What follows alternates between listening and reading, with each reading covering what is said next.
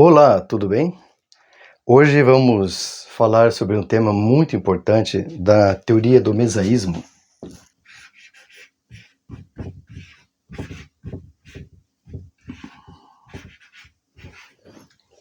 que é a ideologia, ismo-ideologia do meio, ou a teoria política baseada no centro. Se nós formos olhar a história da humanidade, ela é basicamente uma história de ascensão e queda, onde os antigos impérios, desde a época da Mesopotâmia, cresciam, dominavam o mundo à sua volta, com poder e força dos seus exércitos, e depois de séculos ou milênios caíam. Então os impérios cresciam e caíam, cresciam e caíam. E normalmente tinha um líder muito poderoso e patológico governando naquele reino, e ele passava para os seus descendentes. E foi assim por milhares de anos, 5, 10 mil anos foi assim. Até o momento em que surgiu uma questão muito importante no século XIX,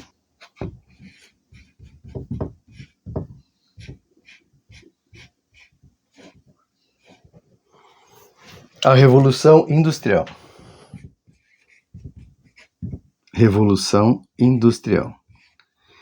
Essa Revolução Industrial, ela criou um paradoxo que até então não existia, porque nos últimos séculos a sociedade era uma sociedade basicamente feudal, onde tinha o rei, o imperador, onde tinha a elite, onde tinha o exército, as terras, e esse rei ou esse imperador doava suas terras para essa elite, e essa elite governava dando proteção ao povo com o exército, e esse povo vivia protegido pelo exército e pelo imperador, pelo rei, e dava uma parte da sua produção para o rei em forma de impostos, que é o que mantinha o sistema por séculos. De repente surgiu a Revolução Industrial. Essa Revolução Industrial, ela mudou o sistema econômico da época, gerando duas polaridades.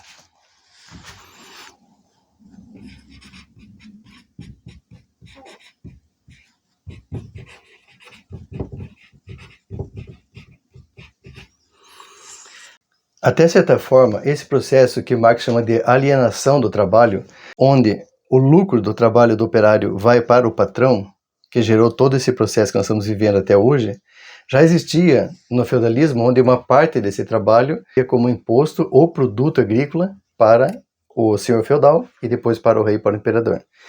Mas aqui se criou essa polarização, e essa polarização ela determina necessariamente um conflito. Cria-se um conflito a partir dessa polarização.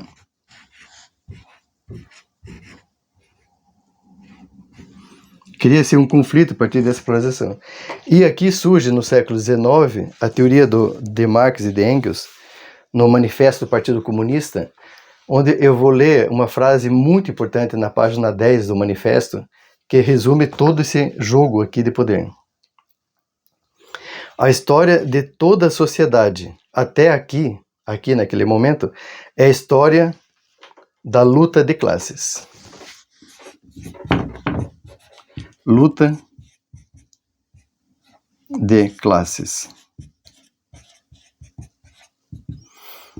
Uma expressão que nós vamos ouvir nos próximos 200 anos. Homem livre e escravo, patrício e plebeu, barão e servo, burgueses de corporação e oficiais, em suma, opressores e oprimidos. Esse é um ponto mais importante desse tema de hoje. Opressores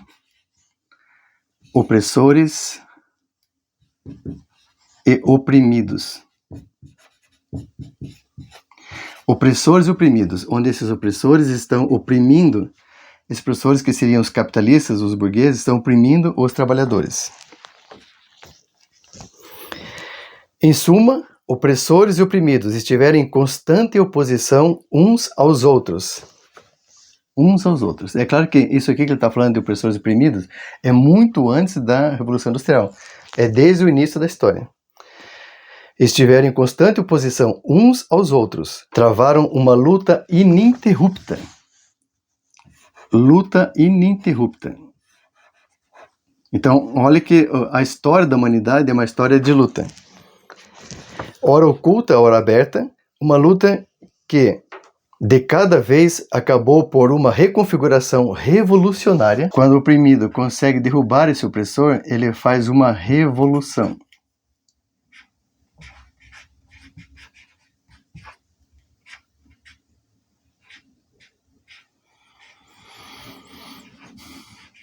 Então a revolução é quando o oprimido derruba o opressor. É uma luta que de cada vez acabou por uma reconfiguração revolucionária de toda a sociedade, ou pelo declínio comum das classes em luta, ou pela destruição de ambas as classes.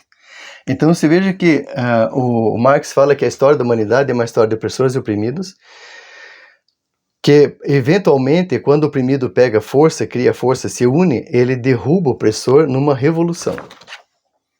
E aqui nós tivemos uma revolução industrial que levou à revolução entre capitalismo e socialismo. Então, essa polarização aqui, ele foi classificada pelo próprio Marx e Engels como capitalismo e como socialismo. Socialismo porque seria o grupo todo social, a sociedade como um todo, e aqui o capitalista acumulando. Depois foi considerado como direita e como esquerda.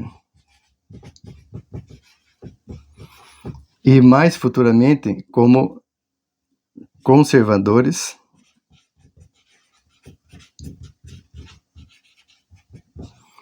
e progressistas, em constante luta. Então nós vimos nos últimos 100 anos, principalmente no século XX, mais de 100 milhões de pessoas que morreram por causa dessa luta de direita e esquerda, capitalismo e socialismo, conservadores e progressistas.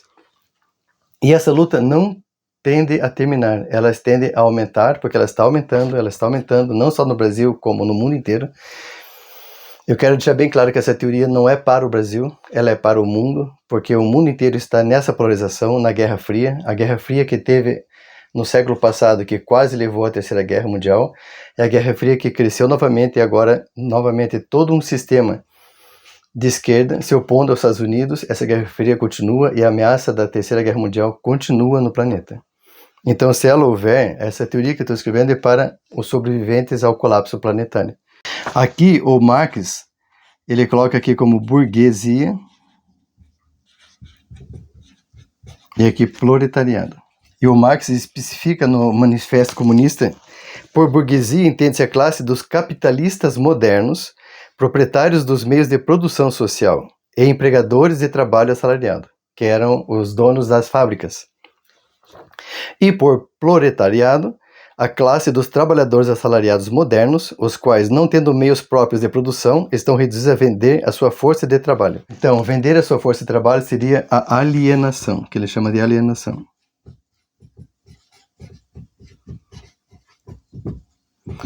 Então, nós vemos que existe um jogo de poder.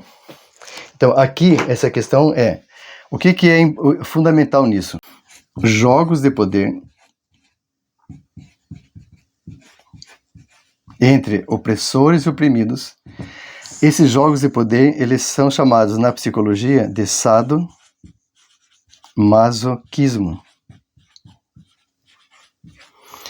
Porque sempre que existe um jogo de poder, existe um sádico, que é o opressor, e um masoquista, que é o oprimido.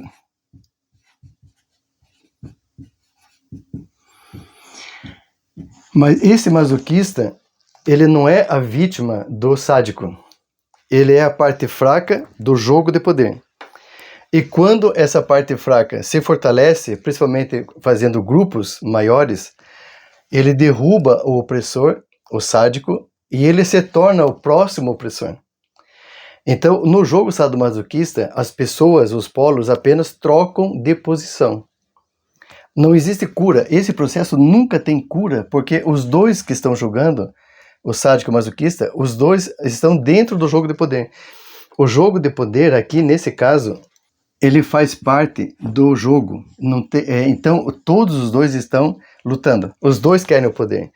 E tudo isso se resume naquela palavra que eu já usei, que é o segundo pilar da minha teoria política, que são os psicopatas. Então, todos os que estão jogando o jogo de poder são psicopatas. A princípio, né? A princípio. Que no mundo seriam 4% da população. Então, aqui, por exemplo, aqui no Brasil, falando aqui no Brasil, é a questão das eleições. A questão das últimas eleições de 2022. Aqui no Brasil, as eleições de 2022. O Lula, ele teve 60 milhões de votos. O Bolsonaro teve 58 milhões de votos, que daria mais ou menos 50% e 49%.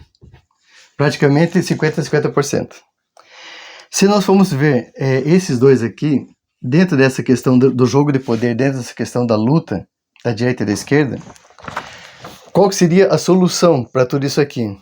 Seria um dos lados vencer o outro lado, vencer, digamos assim, totalmente, num processo de genocídio, onde metade da população do país seria desintegrada, eliminada, e também todos os seus descendentes, para que não ficasse com ódio de tentar se vingar. Um lado seria destruído, eliminado. E o outro lado, os 100 milhões, o Brasil tem 200 milhões, 100 milhões seriam destruídos e 100 milhões viveriam numa paz perfeita, eterna e imutável. Qualquer um dos lados poderia vencer, teria que eliminar completamente o outro lado. Ou o outro lado vai crescer, depois vai derrubar novamente e vai chegar no poder. Isso é uma coisa que é muito ruim quando existe essa polaridade muito forte, como acontece nos Estados Unidos. Cada vez que um partido chega no poder, ele desfaz tudo que o anterior fez e começa tudo de novo. Começa onde ele tinha parado há 8 anos atrás. Depois, outro partido, depois de 4 anos ou 8 anos, volta ao poder, desfaz tudo que o anterior fez e começa de novo. Então, a cada 4 ou 8 anos, o sistema volta a funcionar como era anteriormente, num jogo de poder que não tem fim. Isso aqui é insano, e o mundo está o tempo todo assim, direita ou esquerda, direita ou esquerda. Um é o bom, é o certo, é o justo, outro é o mal, é o errado, é o injusto. E essa polaridade só leva a além da destruição, além do jogo de poder, além de todo esse processo de destruição coletiva permanente, ela leva a um retrocesso, porque cada vez que muda o sistema de poder, volta ao sistema político e econômico, aí avança, depois volta, avança e volta. Então esse é o ponto mais patológico de todo o processo. Ou nós extinguimos 50% da população, ou nós iremos lutar e cair e levantar, cair e levantar.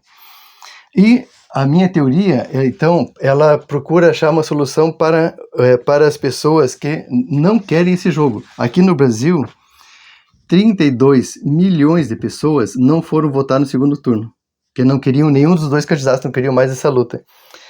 Esses 32 milhões são 20% da população. Então, o mesaísmo, ele vai ser uma teoria muito mais palatável, muito mais interessante para quem não quer mais esse jogo de poder. Para quem quer cobrir esse jogo de poder com uma outra força, que logo em seguida eu vou comentar. Nos Estados Unidos, por exemplo, nós temos a mesma noção. O Biden, em 2020, o Biden, ele recebeu 81 milhões de votos.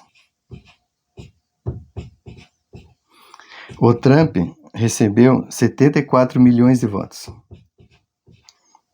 E 80 milhões de pessoas não foram votar. Então, novamente, se veja que é praticamente o mesmo número que votou, teve 1/3 que não votou, não foi votar. É aquele que não quer mais ou um ou outro. Pessoas que estão desistindo da ideia de que o meu partido tem que ganhar.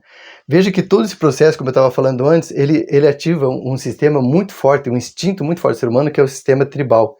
Quando dois grupos, por exemplo, de futebol se encontram na rua, eles saem para porrada, eles querem matar, e muitas vezes matam. Como os hooligans, por exemplo, que são muito agressivos na Inglaterra, porque ele ativa o instinto de tribo, o instinto de tribo. Tudo isso aqui que nós estamos falando, no final das contas, é um conflito tribal.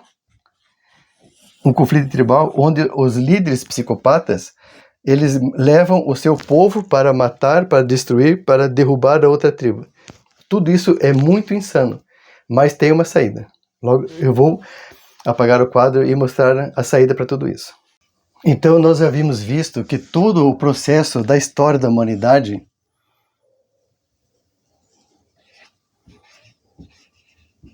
é um jogo de poder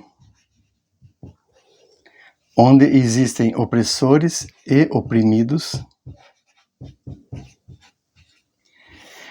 E esse jogo de poder, ele é um jogo de poder sadomasoquista.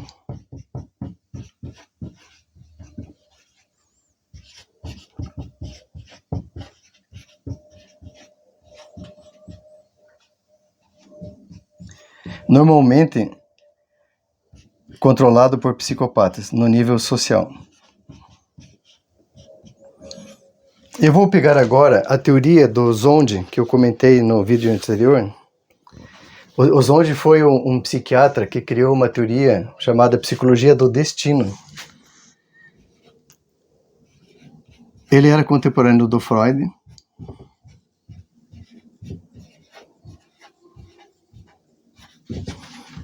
Psicologia do destino. Porque ele fala que o destino do ser humano está traçado nos seus genes. E ele vem da pulsão dos antepassados, que são nossos instintos herdados pelos antepassados. Não vou entrar no detalhe, porque esse é um tema para outro processo. Mas eu vou trabalhar aqui com ele. Ele trabalhava com 4 instintos básicos e fundamentais. 4 instintos.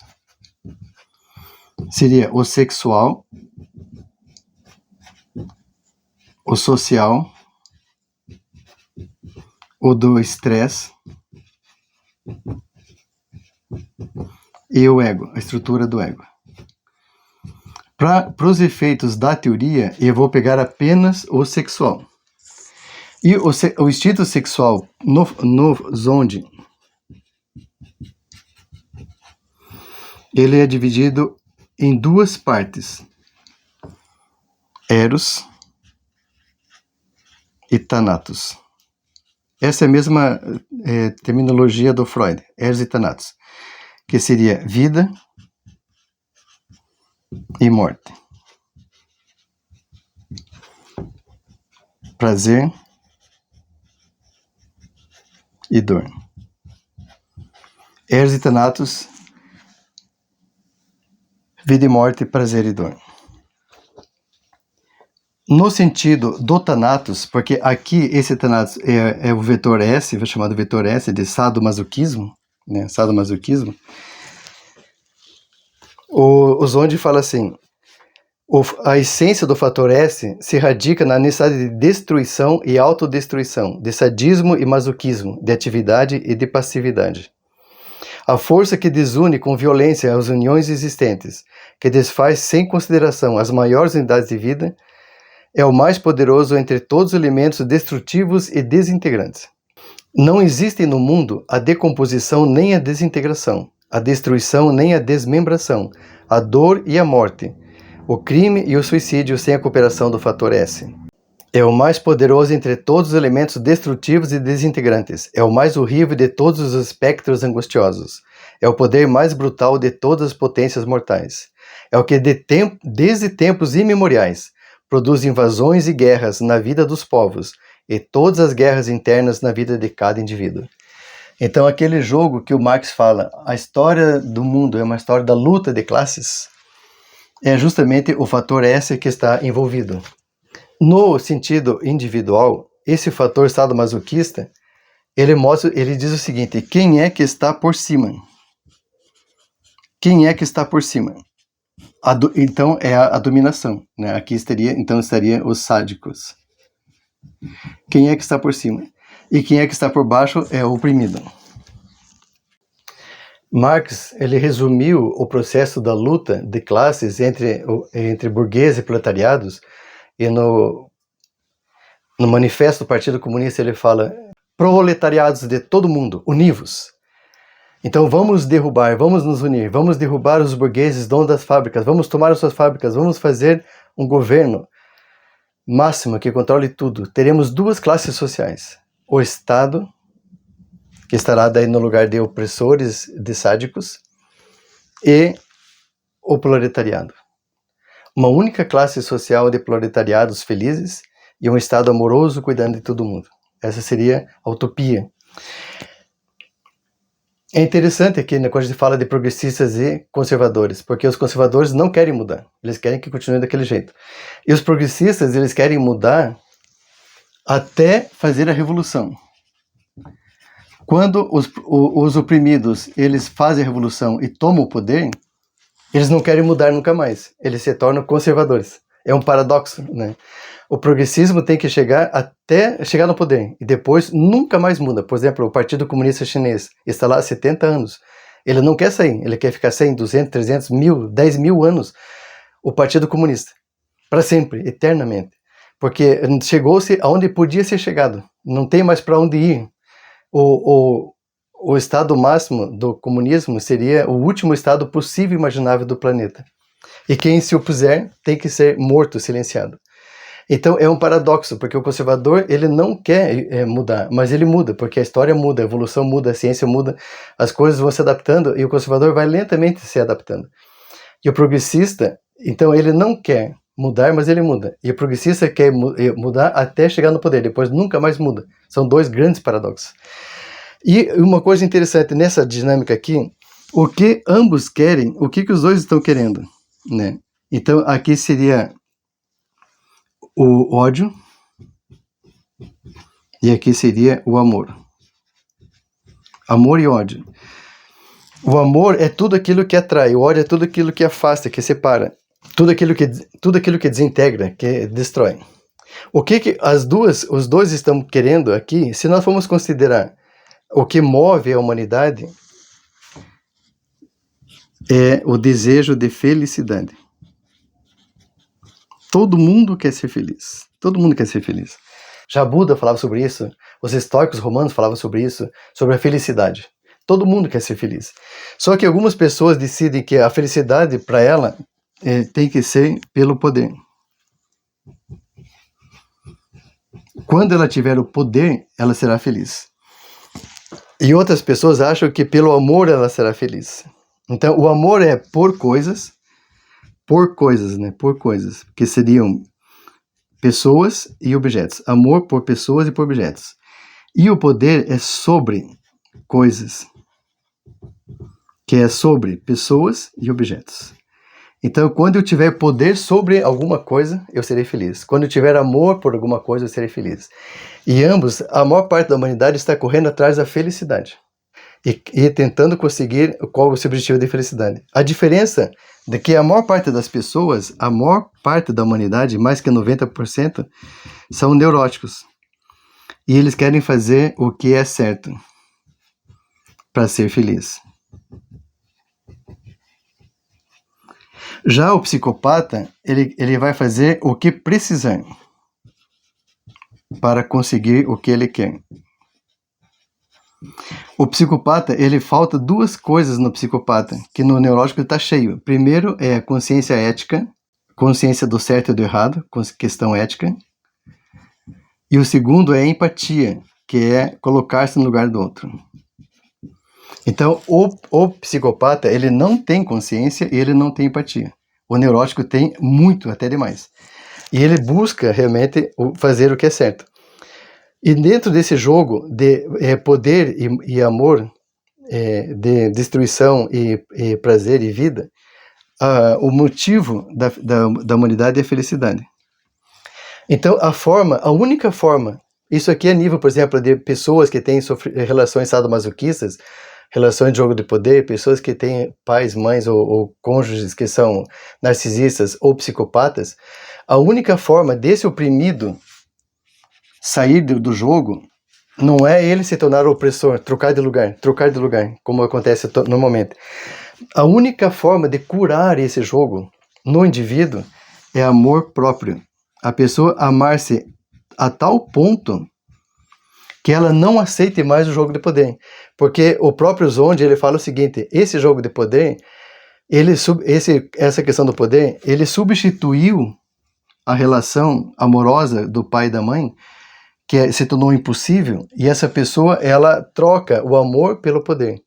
Então, a única forma da pessoa curar é esse oprimido ter tanto amor próprio, que ela não queira mais o jogo de poder. Num nível social, seria encontrarmos aqueles 30% de pessoas que não foram votar nenhum nem outro,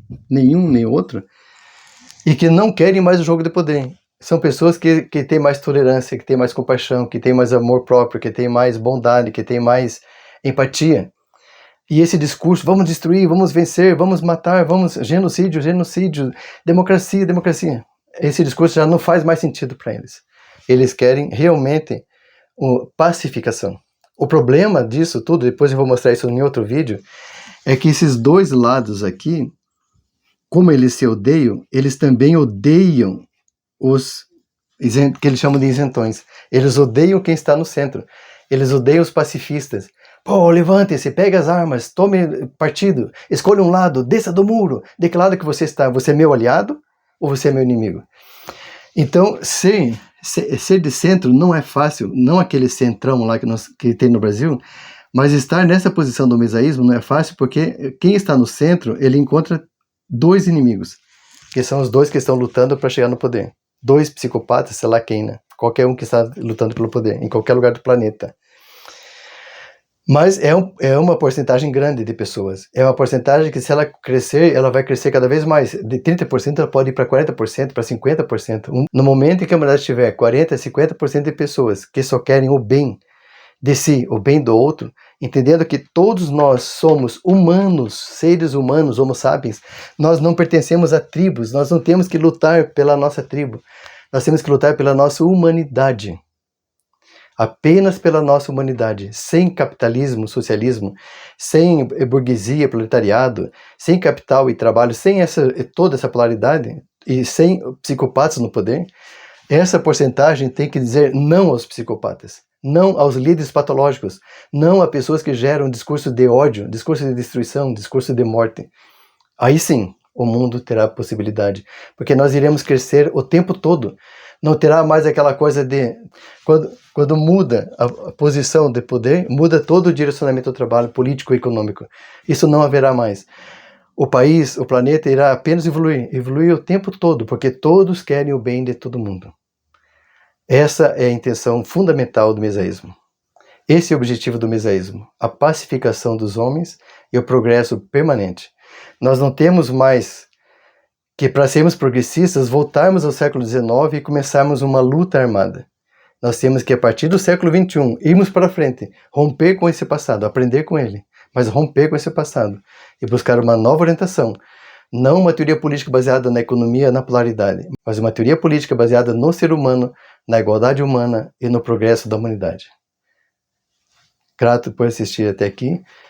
Dê o seu joinha, passe para os seus amigos. Vamos crescer como civilização. Até a próxima.